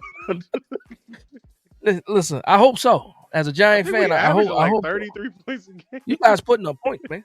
Y'all just came off of 40 burgers, so I already know. I already know Stephen R. 50 last week. I did. 17-14 Stephen R. That's Stephen R. So I know you're talking about the Giants. That seems like a cold weather score right there. 17-14 sounds like it's cold outside. It's raining. All is wet and heavy, and we running the ball. That's what that sounds like to me. I mean, listen, I like that too. A win is a win. I love those games. A win is a win. So we're gonna ahead and get out of here, man. Let the people know again where they can find you. And again, I appreciate you for joining the show, man. Had a fantastic time. I appreciate you for having me, man. I had a great time on this. You guys can find me on BareCheese Network on YouTube. I'm the host of the Black Bears Den Podcast. And you can follow me on Twitter at _Justino __. Okay. All right. And you heard him. You said 28-17 is what you said? Bears? I think that's let's just lock that in. 28-17 Bears. Yeah. All right. So before you man. I pick the Giants every week. I fell on my face a couple times. Do what you do. I think now that I know what the weather's going to be, how it is, Jackson Dart is actually a Utah kid, so he's used to the cold. He done played in the snow before, so he should be all right. But we got to figure out what that running game. I like 20. I like 20-17. New York Giants win by a field goal. I like that. I can see it. I like that. I don't believe it. You know why I don't believe it? Because my kicker. I don't believe my. He might get hurt in warm-ups like he was the last time. But man. I appreciate you hanging out with me, man. No, for sure. Anytime if you guys want me on the show for anything, you know where you can find me. I don't know when the next time we play the Bears, but best believe I'm gonna hit you up too next time we play the Bears again. I love to be back. Now, shout out to you again. If you're not subscribed to my man Justino over at the Black Bear Den, make sure you go ahead and do that. And also you can find him at the BareCheese Podcast. Man, have a great night. Appreciate you. All right, man. And I don't say good luck. I say, hopefully both teams walk out healthy. I hope y'all stay healthy. That's it. All right, have a good night, man. Yep. Later. All right, everybody. So that was another Giants war room. Not too much of a war room. I thought the guest was pretty cool, man. You guys let me know how you feel about him, man. And again, he has a co-host. His co-host is actually a Packers fan. He's going to be on the show next week when we do the Giants War Room versus the Packers, man. So I'm going to go through some of these comments. So if I missed your comments, go ahead and put them back in, and I'll answer a few before we get out of here. We got about another 10 minutes before I wrap this up. So let me see what you guys are talking about. Luann says Dart hates losing, and he's pissed, so Dart will play his ass off and win the game. it's never been a question if Dart is going to play hard. Man, Dart just got that in him. It's in his DNA. That's him. It's competitive. Can the rest of the team match his energy? That's the biggest thing. Can the coaching staff coach? That's the other thing. That is absolutely the other thing. Couch Coach Tommy said Guest was a very cool dude. Always had good luck with folks from Chicago, Midwest love. Now that's a fact. Shout out to him. Stephen R says Devin Singletary gets more carries than Tracy. By the way, he will. You know what? I think last week was last week, and it wasn't by much. I don't think they got away from the running game though. They got away from the running game, and you saw them go to the air. But yeah, Devin Singletary, he didn't do a bad job either. He didn't do a bad job.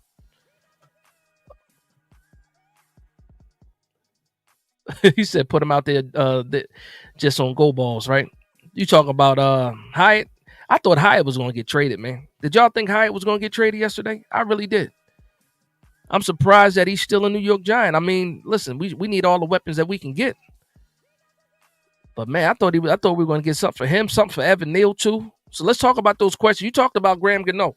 I want to talk about Graham Gano, man. It's for me, it's just we've been waiting. We've been waiting for them to make that decision on Graham Gano. You can't trust him to be healthy. That's why even though he's on the 53, we still got two more kickers on the practice squad. You still got McAtamney on the practice squad. You still got Young Hui Koo on the practice squad. That goes to show me that you don't trust the kicker. But even with that being said, last week they only dressed Gano. They didn't dress Koo. I'm curious to see what these guys are going to do. Yeah, Gano's hurt again. Now he hurt his neck. Somebody tell me how he hurt his neck. How does the kicker hurt his neck when he's not even on kickoff? You know, like I said, he's getting old though. He is getting old. Stephen R says Banks and Neal for sure. Hyatt no, because we need wide receivers. I saw all the rumors about Evan Neal, possibly somebody trading for Evan Neal, but what did they expect to get for him? Like if you can get a 7th round for Neal, you take it regardless. Because you're not even playing him. He's not even getting a jersey. Last week he got a jersey by default. He got a jersey by default last week, and they still didn't play him. When it comes to Tay Banks, I'm at the point with Tay Banks where he needs a new environment. He needs a fresh start, and we need a fresh start. He's done so much to lose the trust of the fan base and also the trust of the coaches. But with that being said, he still might be the starter next week. We understand. I mean, this week we do understand that, right? He's still got a chance to be the starter. Can't do it. I can't do it. Gano needs to retire. That's a fact. He's hurt. He got a neck. He didn't even practice today. His neck hurt so bad he couldn't even practice kicking. And they don't even kick every day in practice. Did y'all know that? RVO Sound says Gano is an old broken window. Now that's a fact. He got to hang it up, man. He definitely got to hang it up. Couch Coach Tommy, he says nobody wants our trash, man. We stuck. You know what's crazy about that, and I do agree with you.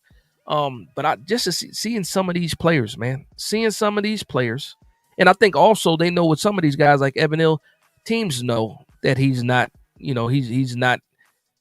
We're not re-signing him. So why would they give up draft capital, especially if they don't see a role for him this year? Usually at the trade deadline, you trade for people that you believe are either going to help you this year, the same year, or they're going to help you in the future, and they're worth giving up draft capital for. We saw what the Jets did and the Colts and all that other stuff. We saw that, and those were real moves being made for real players. For me, any team that gives up any draft capital for an Evan Neal, which that's not going to happen now, you're going to see Evan Neal walk for free. So another guy, another high draft pick, walk for free. Maybe he goes and he's on the practice squad of like the Philadelphia Eagles or something, and maybe they get something out of him. I don't know. But we got to think about some of these other guys that are coming up on contract and how much money we have. It's a lot of decisions that have to be made. And do you really want this regime making those type of decisions? That's my next thing too. Stephen R says Gano had a crank in his neck. He needs a new pillow. Woke up wrong. Let me tell you something, man. When you get a certain age, man, and you sleep wrong, like when I was young and I slept wrong, my neck only hurt for like the first half of the day. If I sleep wrong, my neck hurt for 2-3 days. Like, so I can imagine, because Gano's 37 years old. I mean, I'm still older than Graham Gano, but nah, it's different when you start getting older. That you sleep wrong, it mess your whole week up. Cool is still on the practice squad. Cool is still on the practice squad. RBO says Neil healthy scratch every week is poor team management. Not only him, James Hudson. James Hudson has been a healthy scratch as well. And we paying that man he got a 2-year, $12 million deal.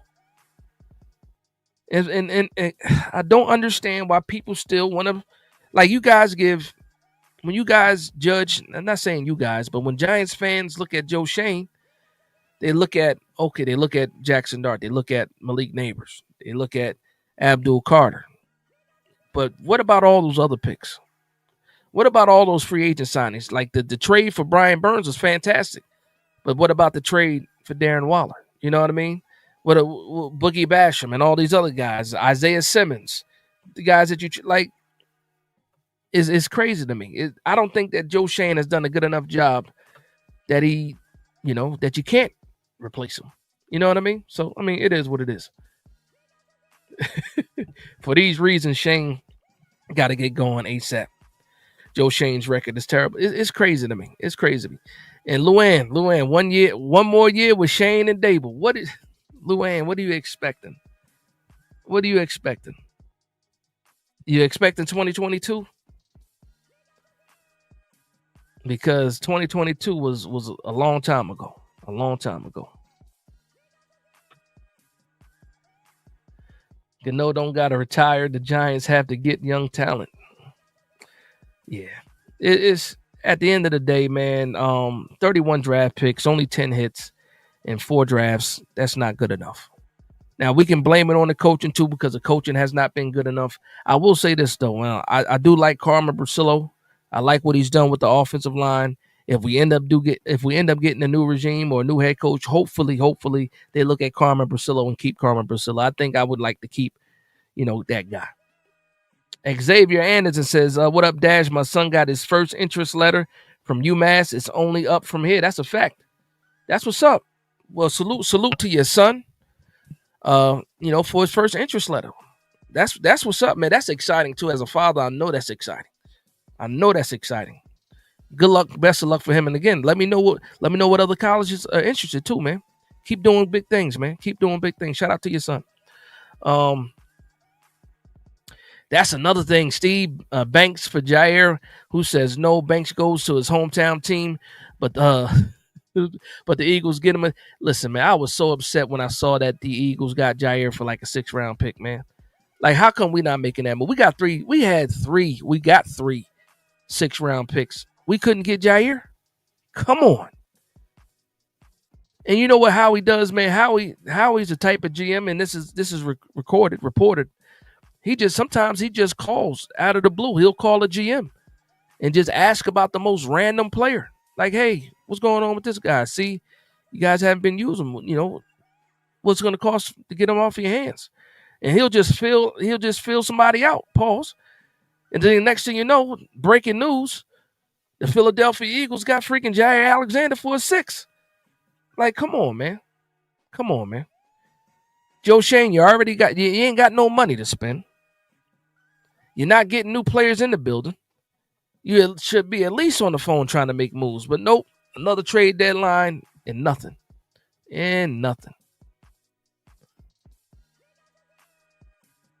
JDJ says, couldn't fall asleep the other night because I was randomly laughing about the thought of putting Bowen in the basement with the stapler. Now, that was hilarious. That even made my wife laugh at it because she texted me and she was laughing at that. Office, yo. They don't, listen, man. I forgot I even said that. I was snapping. After that game, man. So half of the stuff I said in that live, I don't even remember. I went back and watched like half of it. But I was pissed off, man. I think Tay needs a new DC. You know what's crazy about that?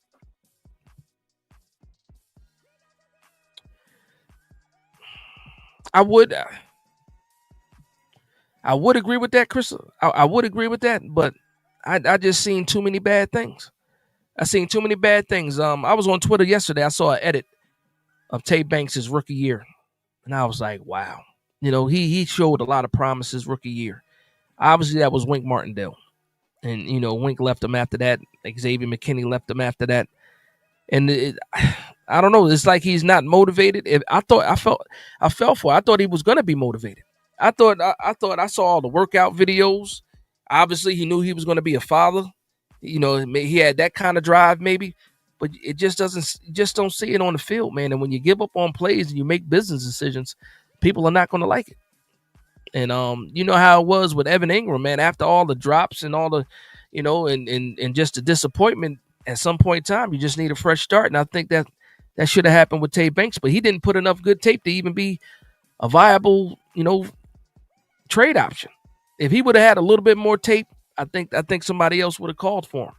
But again, that's us also giving up on our players, man. We're trying to build a team, but instead we got a collection of players. Who was his name? Mike Lombardi was right all those years ago. Not even all those years. It's like 3 years ago. He said the New York Giants have a collection of players, but they don't have a team. And at the time when he said it, I thought he was hating. And then he was absolutely right, because when you look at the New York Giants right now, we lack, complementary players. Like, you have that speed rusher, but where's that guy that really sets the edge? And Kayvon Thibodeau was doing his best. He got better at setting the edge, but it's not really consistent. Not just him, I'm just saying the edge setting is not consistent.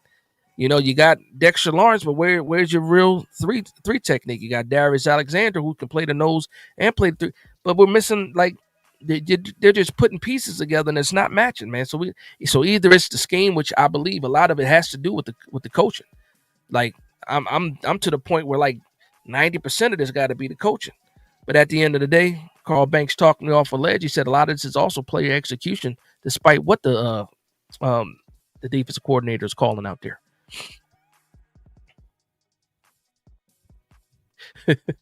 Michael says Gano hurt his neck kissing Dable's butt. Good Lord. Good Lord. Was it Byron? Byron says Dash was good. Oh, Dash was good. Harlem and the Bill. Shout out to Harlem. This will pass. Dart will get together. Dart will get it together. We are fine moving forward. Clean house.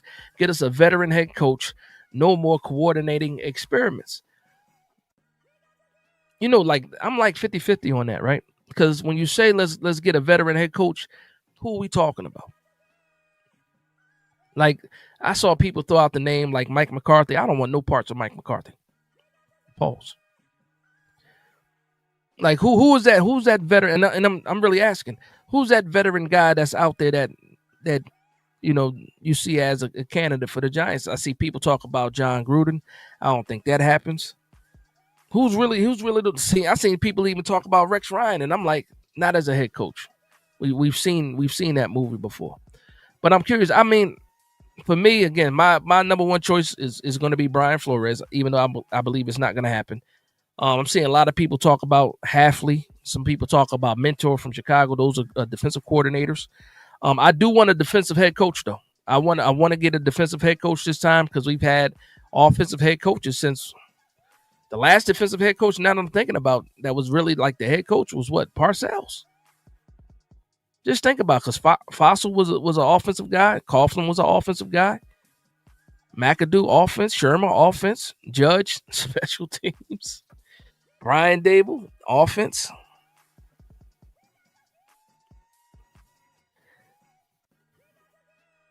What was Reeves?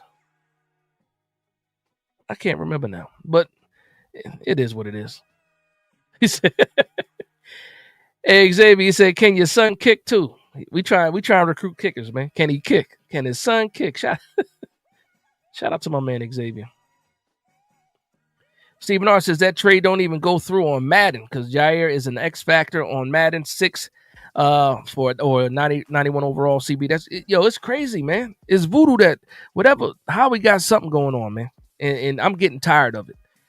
And when you're in the same division, like, Joe Shane has to be paying attention to what the other GMs in the division are doing. And now that I'm thinking about the other GMs in the division, like, how good is how good is the Cowboys GM really, when it's just Jerry Jones and his son Stephen Jones, and then Adam Peters is Adam Peters. Yeah, we got the worst GM in the division. He's even worse than Jerry Jones right now, and Stephen Jones. Because at least they made the move and got. Oh, that's what I wanted to talk about. It's a big deal that Quentin Williams is in the NFC East right now.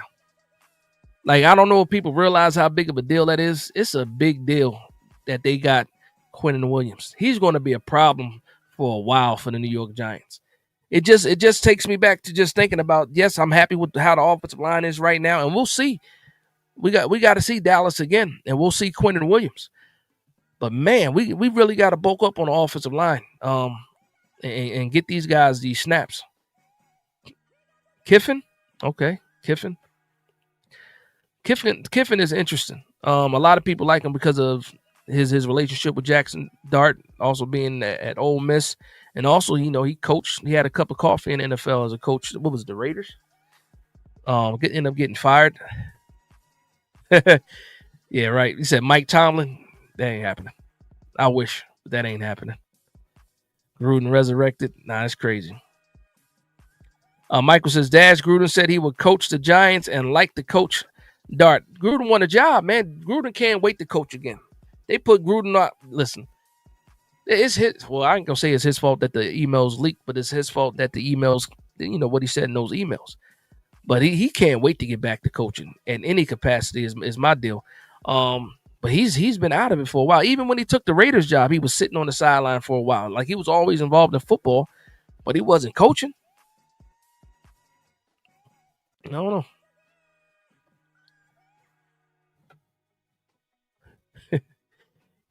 You know what's crazy? I ain't even think about that. That's crazy because he's probably better than the guys that we have backing up. Like, after Belton, I wouldn't mind Shiloh.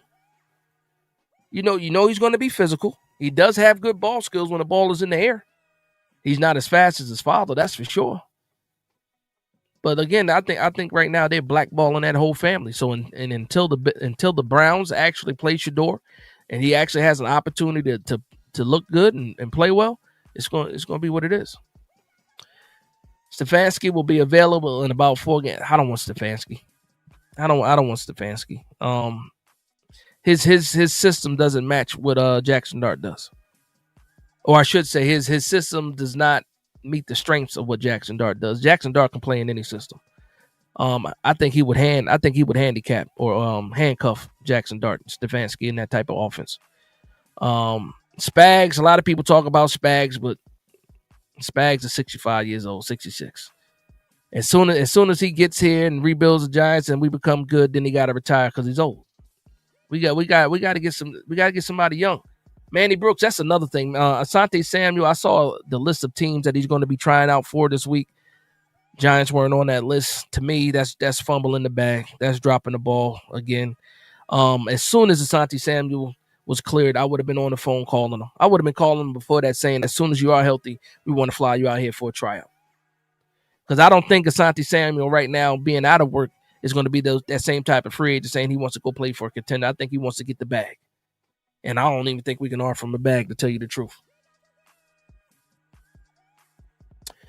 Erlon says, the Bears snatched Ben Johnson from a high-rolling Lions team. How and why can't we think about doing something similar?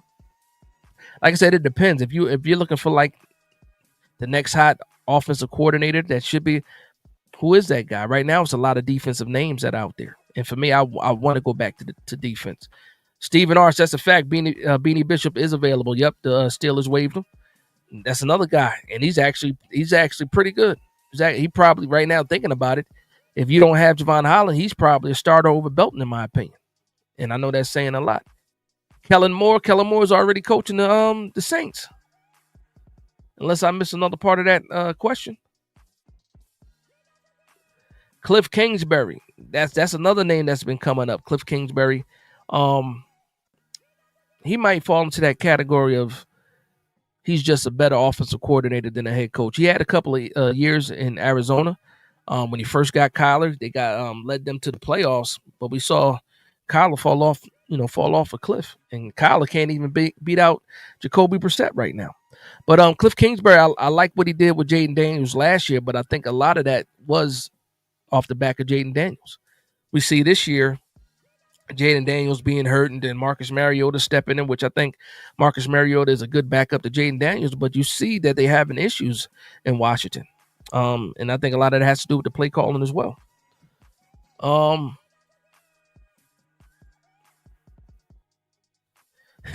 Now that's a fact. That Dark Friend says there seems to be no Ben Johnson or Vrabels this year.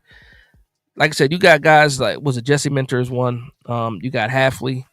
Also that's another defensive coordinator. And they like I haven't done a deep dive into the coaching candidates as well because I've been so focused on just this team and as it is and bashing uh Shane Bowen. But I'm the next and probably once we get to December, I'm going to take a deep dive into some of these coaching candidates. Probably do a couple of videos and talk to you guys about it in some of the live streams for sure. JDJ says, "How do we have 5 players out? Out all with neck injuries. All these players doing abrupt double takes when they see see the BS Bowen is calling. That's funny. That's funny." Michael says, "Any coach is better than what we have this year." Dash. Some people in the Giants fan base think otherwise. Some people think otherwise. Stephen Bloom says, "Minter intrigues me, but I don't know what OC we could get. Not the stunt dart." Like I said, in my perfect scenario, it was the whole Brian Flores as a head coach, and him bringing Josh McCown as an offensive coordinator. He's a quarterback coach over from Minnesota. That would be my perfect scenario. I don't think that's happening. I think Dart is good enough. I think Dart is good enough where the OC, like even right now with Brian Dable, when you look at this offense, a lot of the issues that we're having is the lack of weapons. And also when we start to get behind some of the play calling and game management, clock management, and stuff like that. So I don't think I think Dart is going to be fine no matter what because Dart is Dart. I obviously want somebody in here experienced enough to develop him, but I think he's good. My issue is the Giants as a whole, as a team. Like right now, the offense with the issues, with the missing players, with not having weapons on the outside as far as wide receivers, we're still able to move the ball downfield and score points, and that's all because of Jackson Dart. It's this defense.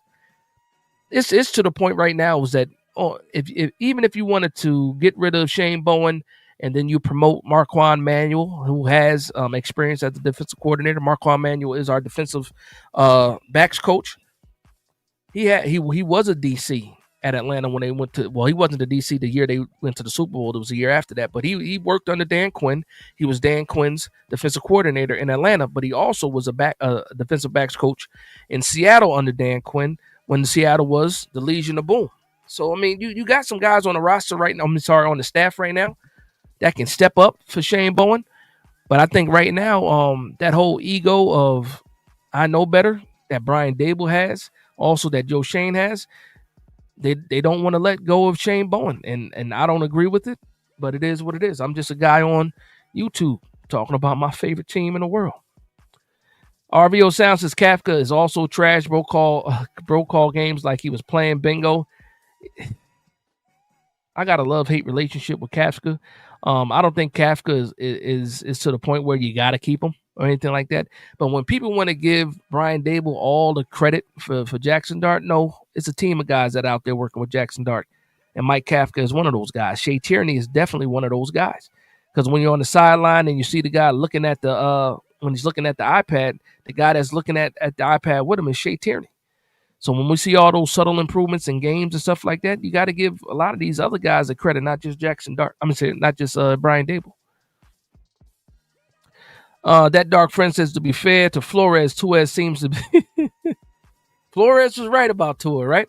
He was absolutely right. They chose Tua over Flores in Miami, but Miami they was trying to get him to tank and everything. Remember those reports too? They wanted him to lose games for draft position. Yeah, it was ugly down there in Miami, and he actually had that team winning when they fired him. I think he had like a 10-7 record when they fired him. And then look at him. And now they got Mike McDaniel. Mike McDaniel looks horrible. Horrible. Sean Jackson says, what up, Big Dash? What other possible coaching and GM vacancies can the Giants be competing against if Shane and Dable are fired at the end of the season? You figure you got to look at Tennessee. That's going to be one. Possibly the Browns might be another one. Raiders just got their guy. Who else? Miami is another one. Um, you might see them fire their GM too because they already fired. No, they fired their GM. They're probably going to fire their head coach too, so they're probably going to be in the mix. I'm just trying to think who else, but I mean, there's just it's going to be at least probably four regimes that's going to change this year as far as coaches, GMs, or coaches or GMs. The Big Moose says Kafka is very inconsistent play callers. Some games he looks okay, some games they're terrible. This is the deal with me. And I don't know if this is more Dable or Kafka, but I gotta blame them. I guess both. Like last week, for example, it was a 7-7 game, then it became a 14-7 game. And as soon as it became a 14-7 game, he got away from the 12 personnel and started going 11 personnel in empty backfield. That's not our strength. That's not the Giants' strength. And you're only down 7 points. Why get away from the run? And we saw what happened. You're not running any time off the clock. You're going 3 and out, and you're giving the other team chances to just make the gap even wider as far as the score goes. So I just think that they panicked this OC, this head coach, defensive coordinator. They all panic because even when they have a good game plan and you're winning, they find a way to panic and mess things up. The Dallas game, they find a way to mess it up at the end. The Denver Broncos game, they find a way to mess it up.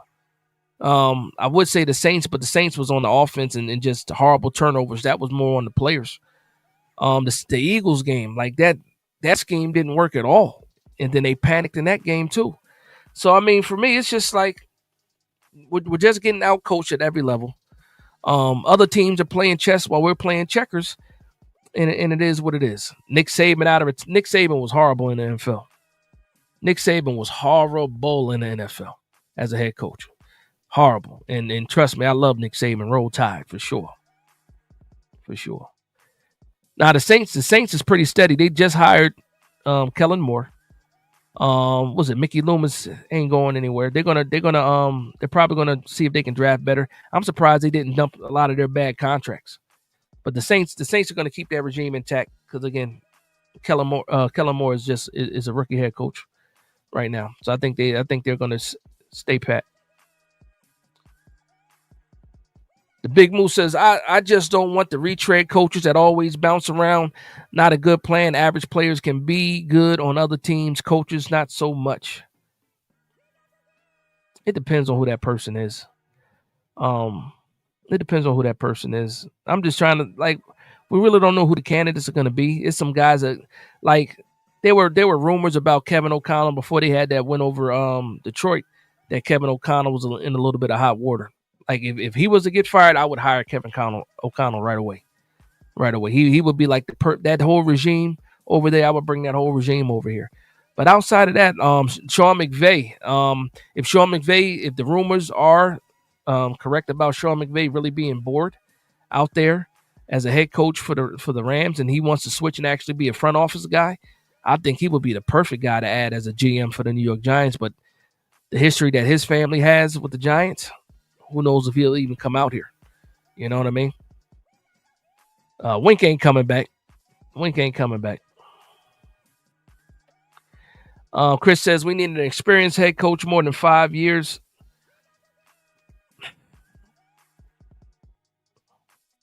Like who is that guy? You know, who are you looking for? Like a lot of these first time head coaches are being successful. We just been picking the wrong guys. I think that's what it is. We look for familiar all the time. Even when it comes to Brian Dable, close to that Belichick tree. Joe Shane, close to the Parcells tree because he was down there with Parcells when Parcells was in Miami. He was an intern. Like we always look for familiar. Even when it looks like we're thinking outside of the box, we still look for what's familiar. We need to shake this thing up, like completely. So for me, that McVay tree, what's the guy name? Is one of the passing game coordinators. Pleasant. He's another guy that might be on some people's radar as a long shot for people, but he's one of those young, up and coming football minds that just seem to flourish under McVay down wherever McVay goes. So there won't be a shortage of candidates, so that's for sure. The New York Giants, when you look at all of these teams, the New York Giants are probably going to be the most desirable destination for either a retread of a head coach or an up and coming guy as well. It won't be a shortage of candidates. We just got to do our due diligence and do the right thing. And also, we need to make the more important decision of whether or not what we're going to do with Shane. If Shane goes or if Shane stays. Kubiak is another one. And that's his son. Kubiak's interviews about his scheme and players sound good. Yeah, Kubiak's another one. I like Kubiak. Definitely need something new, Prophet. Definitely need something new. All right. Comments is slowing down. It's already what? Almost 11 o'clock on the East Coast, man. We're going to wrap this thing up. We do have the late night Giants talk on Saturday. I might be doing a Keys to Victory video. I did an update video today, so if you didn't get a chance to check that out, go ahead and check that out. And again, please hit that like button. If you're not subscribed to the channel, please hit that subscribe button as well. Let's see. Big Moose says McCarthy will be good for a few years, Dash. I ain't messing with McCarthy, man. McCarthy, that's a retread that I don't want. What about Leslie Frazier? Leslie Frazier will be one of those choices. I want to see who the staff is with him.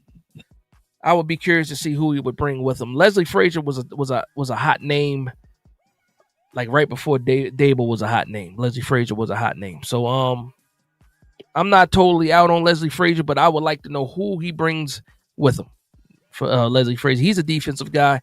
I absolutely believe that he can cook with his defense. But for Leslie Frazier, I would like to know who not the complete staff, but who he has an idea of his number two and his number 3 guy. No parts of McCarthy. That's a fact. I don't want no parts of McCarthy. No parts of McCarthy. He interviewed for the Giants last time, talking about Leslie Frazier. Yeah, and a lot of that too, man. That whole Rooney Rule thing, we got to figure that out, man.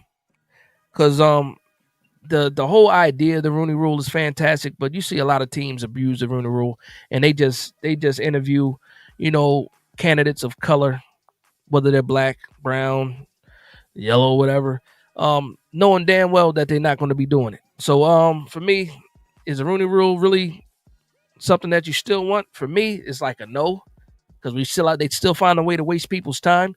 But I do understand that the Rooney Rule at its essence, what it means. Mike Singletary, I think he is happily retired. You don't see him doing any kind of analyst jobs. You don't see him on sports radio. At least I haven't seen him on sports radio. I think Mike Singletary had enough. The 49ers was enough for him. Herm Edwards. Herm is old too, man. Herm is old.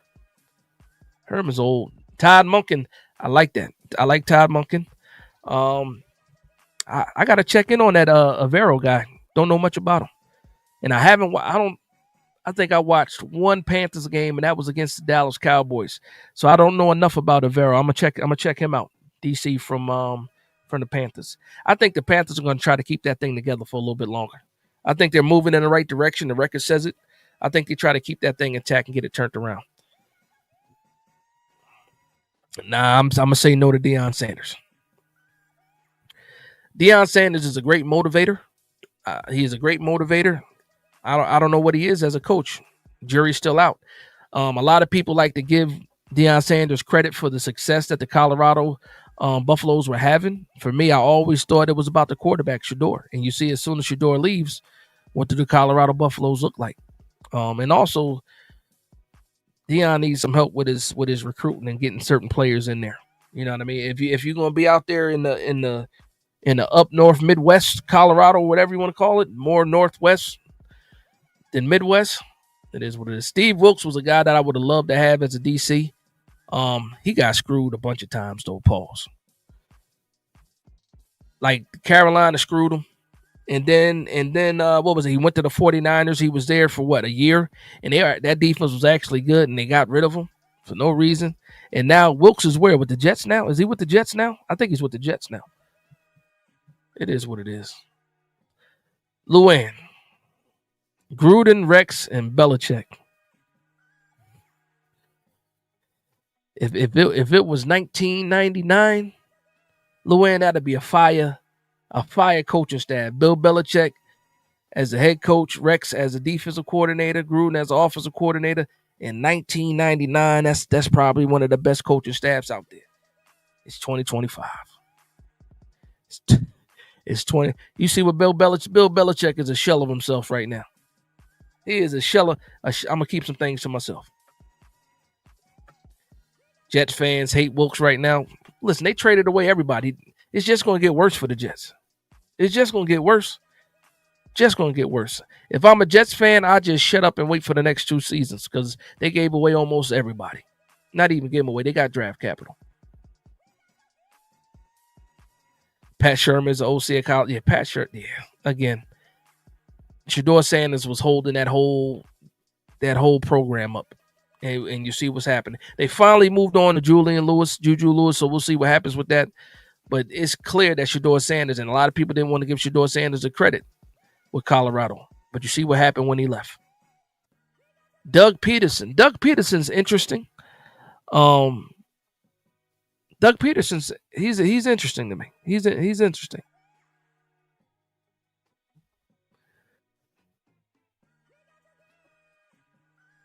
Keep it nice. Keep it nice. Keep it nice.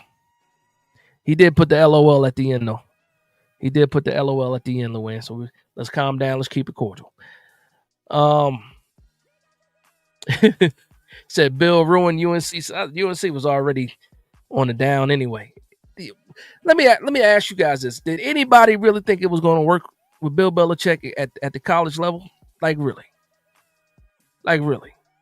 No, nobody should be surprised. I mean, maybe you should be surprised on how bad it is.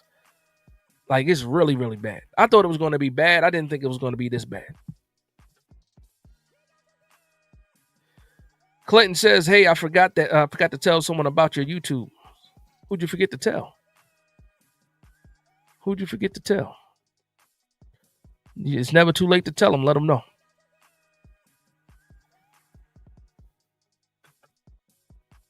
It's his first year. He got to recruit.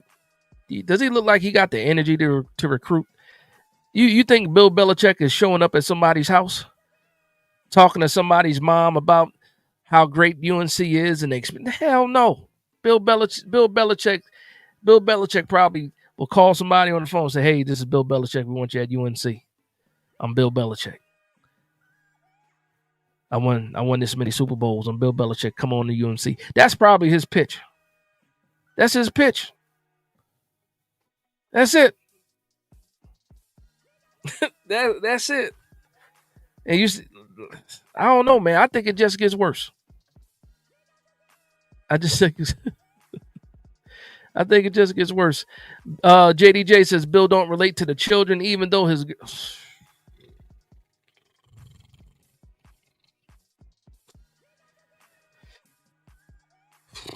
Yeah. Now that's a fact, Luann. You know, ball. You know, it's the Brian Dable thing. It's the Brian Dable thing. Because you right on point when it comes to Tay Banks and all these other guys. It's you are willing to still give Brian Dable that chance and Joe Shane that chance. And to me, it's clear. That's clear. But you be on point. So don't take it too seriously. Don't take it too seriously. It's the Brian Dable stuff. It's definitely the Brian Dable stuff. People are gonna die on that hill though, for sure. Michael says Bill gives a smoke signal to recruit his players. That's crazy. And we're gonna end it on smoke signals is crazy. Smoke signals is crazy. We're gonna end it on that, man. Again, I appreciate everybody for vibing. Shout out to the 70 people still in the building. Again, please make sure you hit that like button on the way in. And if you didn't hit it on the way in, hit it on the way out. But with that being said, I want to thank everybody for vibing with me. Please like, comment, and subscribe. And from one Giants fan to another, this is Big Dash Knows, Big Blue Nation. Let's go.